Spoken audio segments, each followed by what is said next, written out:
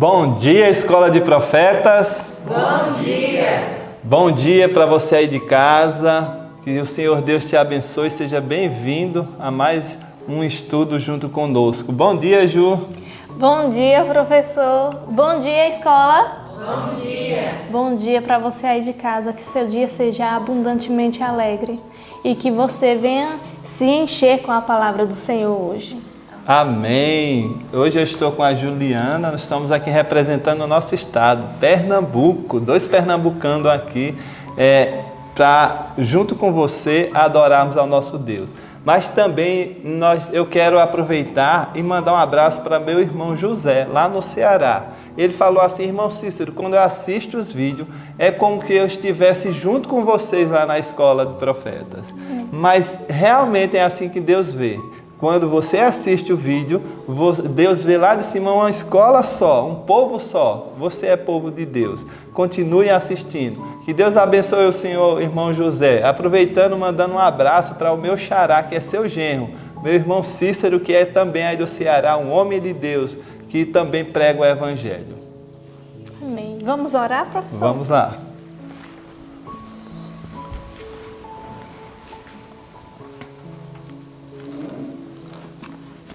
Oremos, querido Deus, bondoso Pai, obrigada, Senhor, por Tua presença em nossas vidas.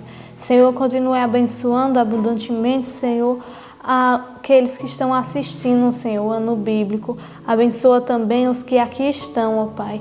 Que você faça com que eles venham buscar cada vez mais de Ti, Senhor, e andar retamente em Teu caminho, ó Deus. Fique conosco no restante desse estudo para que cada palavra venha tesourar em nossos corações, ó Pai, para que venhamos pôr em prática. Continue nos iluminando e abençoando. Em nome de Jesus. Amém.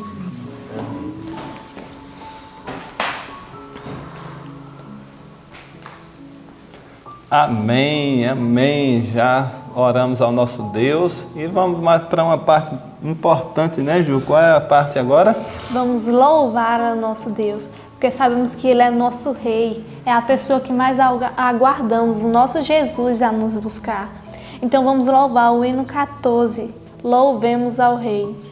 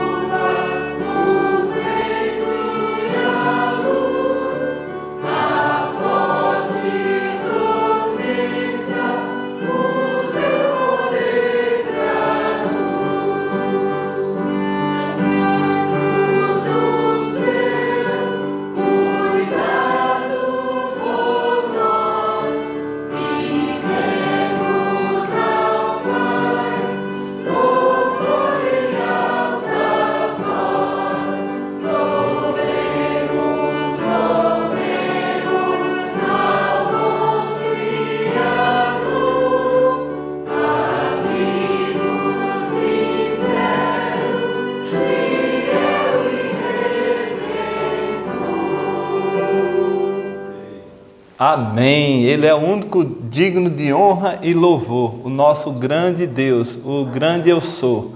Então, Ele está sempre nos ouvindo.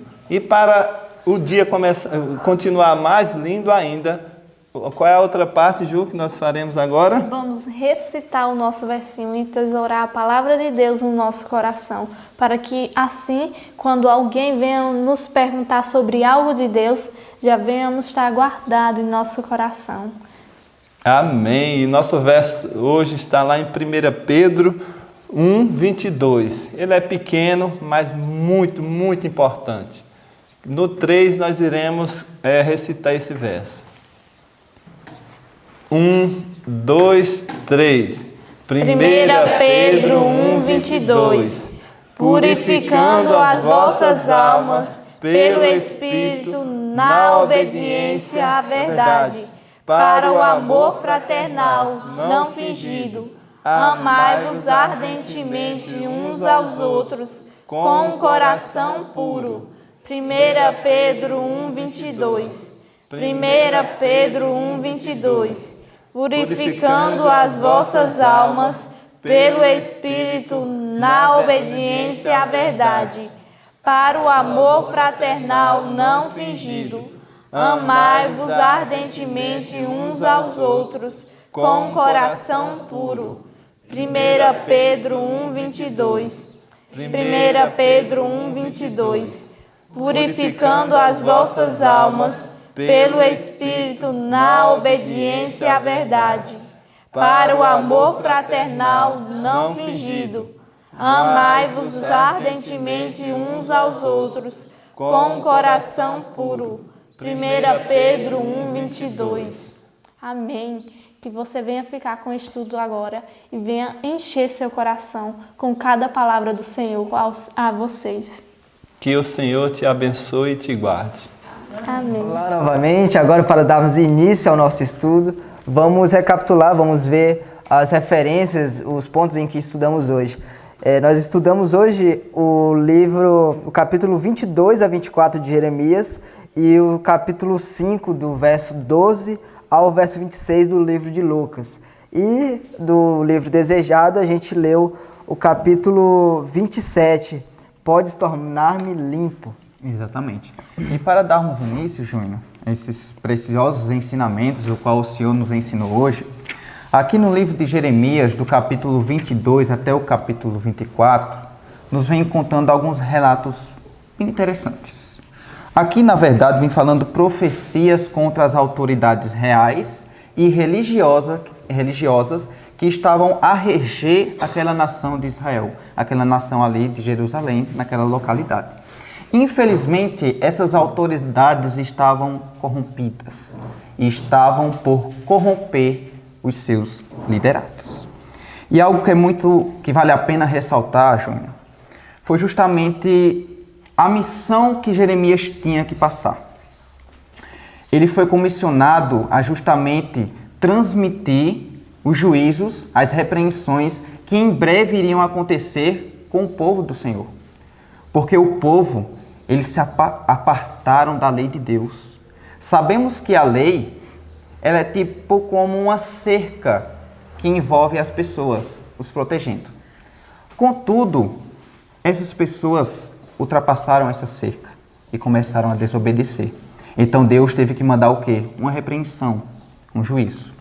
E depois do cativeiro babilônico, eles entenderam que só passaram por aquelas dificuldades, por aquele cativeiro, justamente porque desobedeceram essa lei de Deus.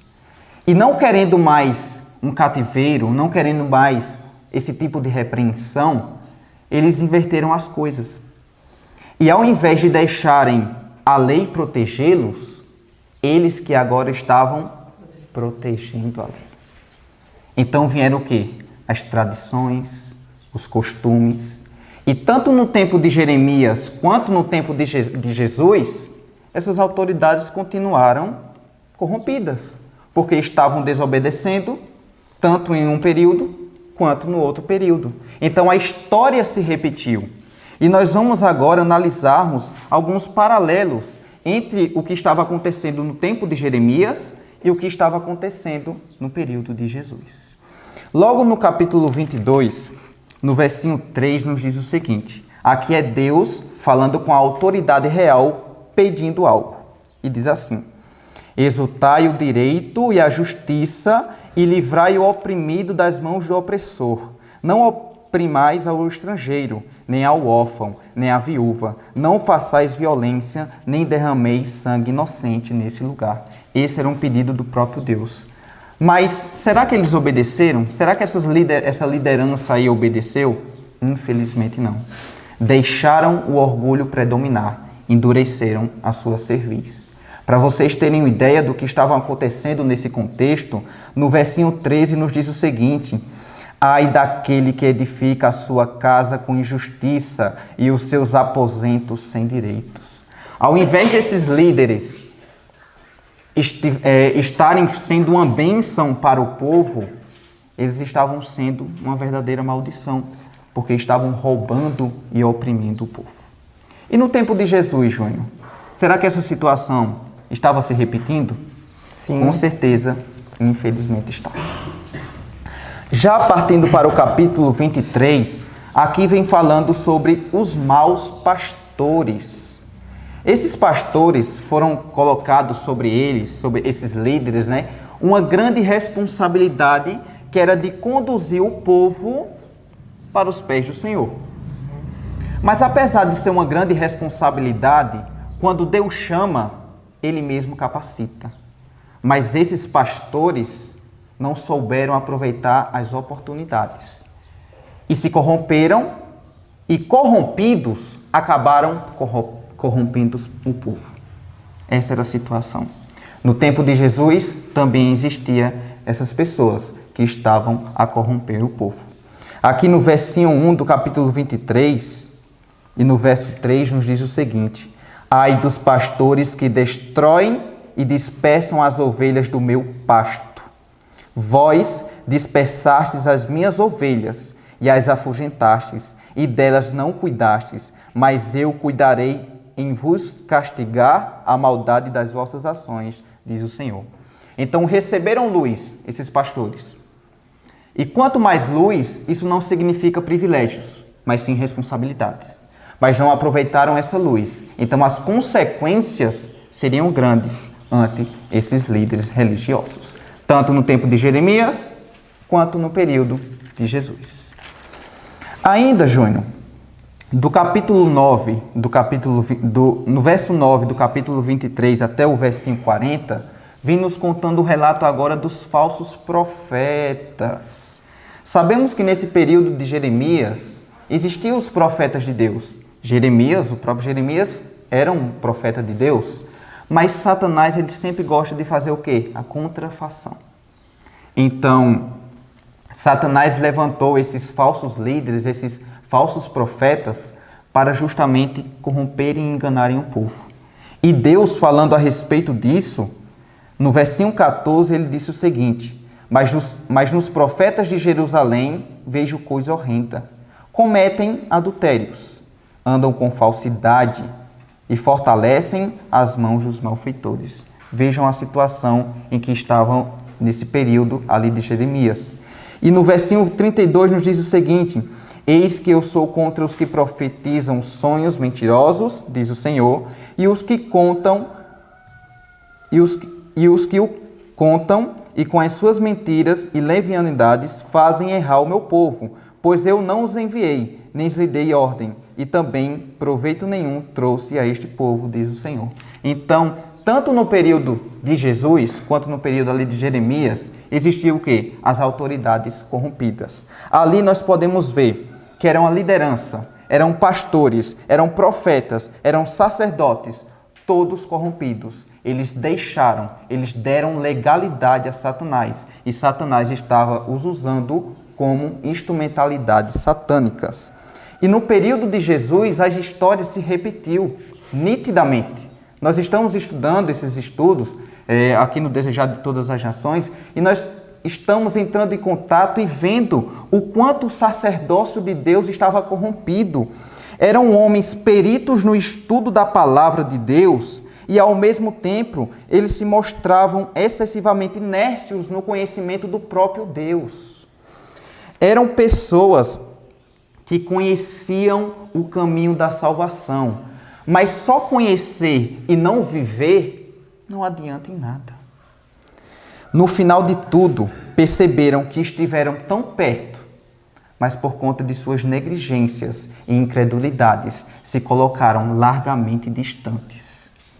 Porque devemos nos lembrar que quase mas não completamente salvos, significa não quase, porém completamente perdidos. A irmã quer fazer um comentário?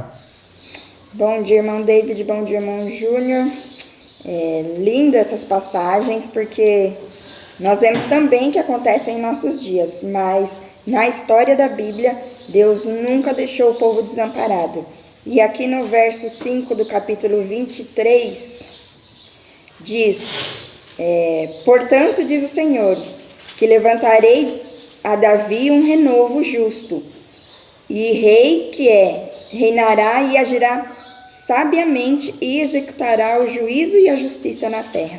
Então, esse renovo que prometeu, como Adão teve a promessa da restauração, né? Mesmo com o cordeirinho sendo morto lá, ele viu tanto que o pecado dele destruiu a terra, a vida dele, mas teve a restauração pelo sangue de Jesus, através do cordeirinho. Aí depois que a terra ficou ruim, veio Noé e depois veio Abraão. Então, em toda a história da terra, teve um renovo. E aqui está a promessa do renovo diante de toda essa bagunça que estava em Israel e que está em nossos dias. Teve o renovo de Davi, viria, que é o próprio Jesus. E agora nós esperamos a glória de Jesus vindo nas nuvens do céu. Então, há sempre uma esperança para nós. Exatamente. Apesar de estar nesse período de Jeremias tudo corrompido, havia-se essa esperança, essa certeza, que naquele período era apenas uma sombra, mas no Novo Testamento, que é a nova aliança ali, a sombra chega-se à realidade. E no versinho 6, para concluirmos, nos diz o seguinte: nos seus dias Judá será salvo, e Israel habitará seguro. Será este o seu nome, com que será chamado Senhor, Justiça Nossa, que é o nosso Senhor, nosso próprio Jesus Cristo. E hoje nós vamos analisar mais alguns ensinamentos e os milagres que Jesus assim proporcionou quando estava aqui na terra. Sim, irmão David. E para dar mais um exemplo, né, sobre, de novo, a questão da tradição dos judeus, agora estava Jesus ali indo contra, não que Deus seja contra a cultura, mas contra uma tradição que mata, né? Uma tradição dos judeus ali que a gente via, a gente estudou, que por muito tempo escravizou realmente o povo. Jesus agora se encontrava com um leproso, aqui segundo a leitura de Lucas, o verso 12, vai dizendo que um homem cheio de lepra veio até Jesus e caiu sobre a sua face e pediu-lhe dizendo: Senhor, se tu quiseres, pode purificar-me. Primeiro é interessante a gente ver a questão da lepra, como que a lepra era vista pelo povo judeu. Eles diziam que a lepra era como um açoite, era como o dedo de Deus, era como uma praga, era castigo, né? Um castigo de Deus sobre cada pessoa. Então, por se tratar de uma doença, naquela época incurável, que por si só já era terrível, imagine toda a questão ainda emocional por trás disso, né? Toda a questão da exclusão que tinha por parte dos judeus. E isso era uma coisa que não estava restrita apenas aos humildes, aos pobres, mas mesmo aos monarcas, né? Um monarca que era atacado por essa terrível moléstia tinha de renunciar ao cetro e fugir da sociedade. Então, a gente vê o quão terrível é essa perseguição. Mas a gente pode ver também que uma frase que eu gosto sempre de falar é que nada é tão ruim que não possa piorar. Já era ruim a situação, ainda tinha a questão da humilhação, né? Você gostaria de falar sobre isso? Sim, essas pessoas que tinham suspeita de estarem com lepra, tinham que se apresentar-se ante quem? O sacerdote. E quando declarado leproso, essa pessoa já era tido como morta para a sociedade. Teria que se apartar da sociedade, seus familiares, e ainda tinha que fazer algo humilhante, que era declarar para todas as pessoas que estava impuro, imundo. Então percebam como você muito bem falou, além da doença incurável, ainda ter que pronunciar as pessoas naquela localidade em que se vivia, que estava impuro, que estava imundo, isso era algo muito terrível, muito vergonhoso. Imagina a situação, ter agora que sair de sua parentela para viver isolado. E ainda mais, segundo a tradição, as tradições, né? Essa pessoa que fosse acometida com tal doença, era uma pessoa que cometeu um gravíssimo pecado ante Deus. Então essa pessoa também era mal vista na sociedade por conta dessa tradição de homens, né? E algo que me chamou muito a atenção, Júnior, é que nesse período de Jesus, havia muitos leprosos. Haviam muitas pessoas enfermas, muitas pessoas doentes. E Jesus estava curando muitos paralíticos, muitos cegos, muitos surdos. Mas até então não havia curado ainda um leproso. O único relato e o último relato de cura de um leproso foi justamente lá no período do Antigo Testamento. Se lembra, Naamã, quando Eliseu assim o curou? Quando Deus usou como instrumentalidade de Eliseu para o curar. Então, o último relato de cura foi justamente nesse período. E houve um homem que ousou ouvir a voz do Espírito Santo e falou: será que esse homem, esse rabi, que está proporcionando tanta cura, tanta restauração, será que ele realmente pode curar-me também? Então, um lampejo de luz foi surgindo no coração, e nós sabemos que é a influência do Espírito Santo. Sabemos que a natureza pecaminosa estava puxando ele para a incredulidade, mas nós temos uma natureza superior, que é justamente a atuação do Espírito Santo em nossas vidas. Então, as dúvidas, as perguntas começaram a surgir no coração dele. Será que eu devo ir? Será que eu não vou ser rejeitado por ele, não? Será que eu vou receber a cura? E o Espírito Santo convenceu esse homem a ir ao encontro de Jesus.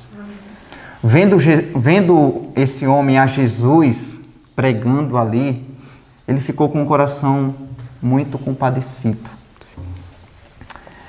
E sabemos que ele não podia, como sendo leproso, não podia ficar no meio de pessoas, ir ao encontro de pessoas, ter contato com pessoas.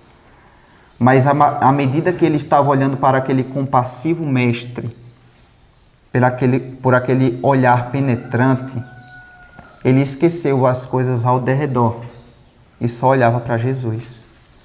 Pessoas estavam tentando impedir que ele se achegasse a Cristo, mas falharam nisso. Tinham pessoas com medo, pessoas se afastando, pessoas insultando. Mas ele não estava prestando atenção a isso. Ele estava com um olhar fixo em Jesus. Nos estudos anteriores, nós vimos que João Batista, ele olhava tanto para Cristo que ele esqueceu de si mesmo. Esse homem olhou tanto para Cristo que ele esqueceu de si mesmo. E ele quis ter contato com esse mestre. E agora não era só uma dúvida no coração, agora era fé, agora era certeza que realmente Jesus poderia curá-lo. E aquele homem, ele confiava tanto na atuação divina que ele chega perto de Jesus e disse o quê? Senhor, se quiseres, podes tornar-me limpo. Ele não pediu, ele disse, se quiseres. Eu sei que o Senhor pode, mas eu estou nas tuas mãos. Se o Senhor quiser, o Senhor pode me tornar limpo. E naquele momento, qual foi a resposta de Jesus, Júnior? Sim, eu quero, né? Me tornou limpo. Quero ser limpo. E é isso que Jesus quer fazer no coração de cada um. Se nós ousarmos irmos a Cristo, pedindo a restauração, pedindo a cura, dizendo, Pai, cura-me. Eu sei que o Senhor pode, e se o Senhor quiser, o Senhor pode tornar-me limpo. E a resposta de Deus, com certeza, eu quero, meu filho, eu vou tornar você limpo sim. Agora, é importante também a gente rever uma questão levantada por Jesus, que logo após o seu milagre, ele deixou deixou claro ao leproso que ele deveria sair, fazer uma oferta de purificação pelo seu pecado, mas não falar nada a ninguém, ir direto aos sacerdotes, para que ali os sacerdotes pudessem confirmar a cura, né? Avaliar ele, como seguir a norma que deveria ser, a cartilha que eles seguiam, né, com relação à questão de sacrifício. Mas eu creio que o livro até fala que era impossível, né, para ele fazer isso, porque a alegria que ele sentiu, o regozijo que ele sentiu de poder estar curado, de poder agora abraçar uma pessoa, os parentes, mas felizmente, por mais que ele estivesse sendo levado por um espírito, digamos assim, estivesse feliz, muito contente por uma coisa boa, ainda assim ele trouxe certo prejuízo para a causa, né? E o quão terrível é a gente não seguir uma ordem dada por Deus tão clara sobre silêncio e ação pronta. A gente vê isso um pouco lá no tempo da reconstrução do muro na construção do templo de Jerusalém, né? Com Esdras e Neemias, sobre a questão de não se levar de ficarem quietos mesmo, de ficarem calados e fazer o trabalho. Mas é uma coisa que ainda tá muito ao alcance de nós, ainda é uma coisa que muito difícil a ser quebrada, né? Exatamente. E algo interessante é que quando Jesus pediu para que esse homem não anunciasse o que tinha acontecido com ele, né? Primeiro fosse lá nos sacerdotes para realmente ver, para eles terem a confirmação que realmente existira a cura. Ali Jesus estava indicando ele, direcionando ele para justamente seguir uma lei ali mosaica, mostrando assim que, ao contrário dos sacerdotes que ficavam falando que Jesus estava com novas doutrinas, com ensinamentos errados, Jesus comissionou esse homem para fazer o que é certo, para seguir a lei, mostrando assim um grau de misericórdia justamente para esses sacerdotes, mostrando que realmente Jesus era o Messias. Jesus, ele seguia todos os mandamentos de Deus. Jesus era o tão esperado renovo de Davi, feito nós vemos na leitura de hoje. E algo que é muito interessante ressaltar é que aqueles sacerdotes, eles foram com firmeza. Eles disseram, você está limpo sim. E aquilo foi um testemunho vivo do grandioso milagre que Jesus havia operado. E agora, declarado limpo, mesmo que depois que eles souberam que aquele homem fora curado por Jesus, mesmo se eles tentassem agora dizer o contrário, ou mentir, ou usar de subterfúgios, não haveria mais volta, porque declararam com firmeza. Ali era um testemunho vivo. Aquele homem havia sido curado, sim. E o interessante, Júnior, é que mesmo com essa confirmação de poder, muitos daqueles líderes ainda continuaram com o coração endurecido. Muitos daqueles sacerdotes ainda não criam que Jesus era o tão precioso Messias, o tão esperado Messias. E o interessante é que muitos desses sacerdotes só vieram reconhecer que a autoridade de Jesus depois de sua morte e ressurreição, ali já no tempo dos apóstolos, né? Feito aqui fala em Atos 6, 7, diz assim, ó, grande parte dos sacerdotes obedecia à fé.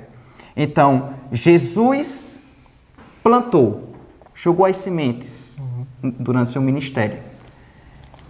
E essa semente foi germinando até chegar no tempo dos apóstolos, onde tiveram ali a sua colheita.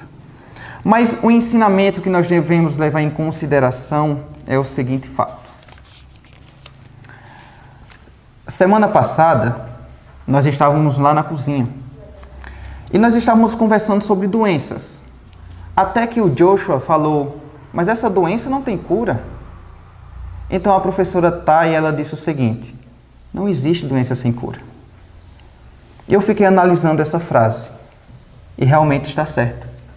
Não existe doença sem cura quando nós ousamos irmos ao médico certo, que é o nosso Senhor Jesus Cristo. Então, está difícil? Está passando por dificuldade? Está passando por alguma doença incurável? Calma, só confie que Deus com certeza operará um milagre em sua vida. Mas as nossas orações devem ser a seguinte: Pai, me prepara tanto para viver quanto para morrer, mas que em ambos os casos, que minhas mãos possam estarem agarradas às suas. Sim, David. E a história deste rapaz leproso conta muito sobre a questão de perseverança. E que a gente vai ver também este padrão na vida de outro homem, nesse caso agora aleijado, né? Que vai até Jesus, e eles procurando ali de qualquer meio, de qualquer forma ali para ter um contato com Jesus. Eles têm uma casa e descem o aleijado por ali, e ali também o homem é curado. Deus sempre dá a cura àqueles que necessitam, mas ainda que não de forma imediata, em certo sentido, Ele sempre dá para algo que não é de extrema necessidade. Ele dá a cura, realmente a cura maior, a maior cura, que é a cura espiritual, a cura mental também, e essa Ele está disposto a dar a qualquer um, a qualquer momento que lhe pedir.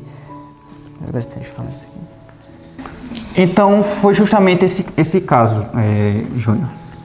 Esse homem paralítico, essa doença que ele adquiriu foi decorrente de uma vida de pecados, mas os seus amigos, tendo compaixão dele, verdadeiros amigos, os verdadeiros amigos te conduzem a Cristo. E esses amigos conduziram esse homem a Cristo. Vendo que Jesus estava dentro da casa de Pedro, sem ter espaço para ter um contato com Jesus, para levar esse paralítico até Jesus, esse próprio partiu desse paralítico, a ideia de subir naquele terraço ali e poder alguma possibilidade para encontrar Jesus. Dito isto, nós podemos notar: quem quer dá um jeito e quem não quer dá uma desculpa. Então esse homem entrou em contato com a salvação. Esse homem entrou em contato verdadeiramente com Jesus. E Jesus chegou perto dele e disse: seus pecados estão perdoados. Aquela alegria que aquele homem sentiu naquele momento foi grandiosa, foi esplendorosa. Ele ainda estava paralítico, mas ele não ousara pedir mais algo a Jesus, porque o perdão dos seus pecados já era suficiente. Mas mesmo assim, aqueles fariseus ficaram dizendo: que blasfêmia é essa? Então Jesus disse: para vocês verem que o Filho do Homem tem poder, autoridade para perdoar pecados, eu também vou curar eles. E qual é mais fácil? Dizer: estão perdoados os seus pecados? Ou ofertar a cura a ele? Mas para que vocês possam verem isso, eu digo: levanta-te e você vai estar curado. E você vai ser curado, né? E aquele homem foi restaurado, tudo porque ousou ir a Jesus. Concluindo, irmãos, nós podemos notar algo muito interessante nesses dois relatos. Esses homens foram a Cristo cheios de angústias, voltaram cheios de felicidade. Foram em guerra, voltaram em paz. Foram pedindo, voltaram dando. Foram em trevas, voltaram em luz. Foram perdidos, voltaram salvos. Tudo porque ousaram ir ao encontro de Jesus. Por que você não ousa a fazer o mesmo? A deixar tudo de lado, mesmo que seja grandioso o seu pecado, maior é o perdão. Porque à medida que nos aproximamos de Deus, de Cristo, com arrependimento e confissão, Ele aproximará de nós com misericórdia e com perdão. Agora o convite que Ele faz é: vinde a mim. Que Deus possa estar abençoando a vida de cada um de nós. Vamos orar, Júnior? Preciosos ensinamentos que o Senhor assim nos concedeu. Ajuda-nos a colocar em prática, meu Pai, e ajuda-nos a ousar irmos aos Teus pés pedindo auxílio. Pai, obrigado por tantas maravilhas que o Senhor assim vem nos concedendo, meu Pai.